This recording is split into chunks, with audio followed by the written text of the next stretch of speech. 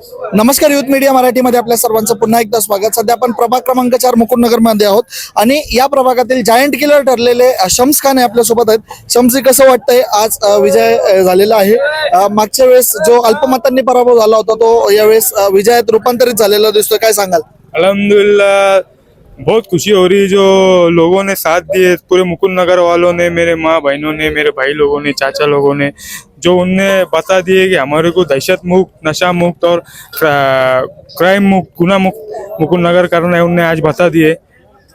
तो बहुत अच्छा महसूस हो रहा है और अल्लाह का करम है कि अल्लाह ने हक का साथ दिया। निश्चितच या ठिकाणी जर आपण पाहिलं आता मुकुंदनगर मध्ये कशा पद्धतीने काम करण्याचा निर्णय केलाय?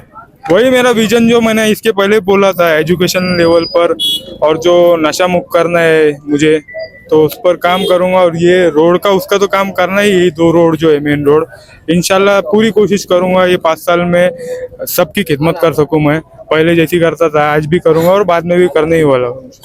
खासदार इम्रान प्रतापगढ़ी जी ने कहा था कि आप जैसे ही जीत जाओगे तो तुम्ही तिकडे या, त्यांनी सांगितलं होतं जसेच तुम्ही निवडून येताल तुम्ही तिकडे या, पहिला निधी मी माझा चेक तुम्हाला देणार आहे। तर कधी जात आहे इम्रान प्रतापगढ़ींना भेटायला? इंशाल्लाह यहाँ पे सबसे मुलाकात होने के बाद, सबका शुक्रिया अदा करने के बाद, सब में पहले वही जाने वाले हम उसके बाद निधि लाने के लिए।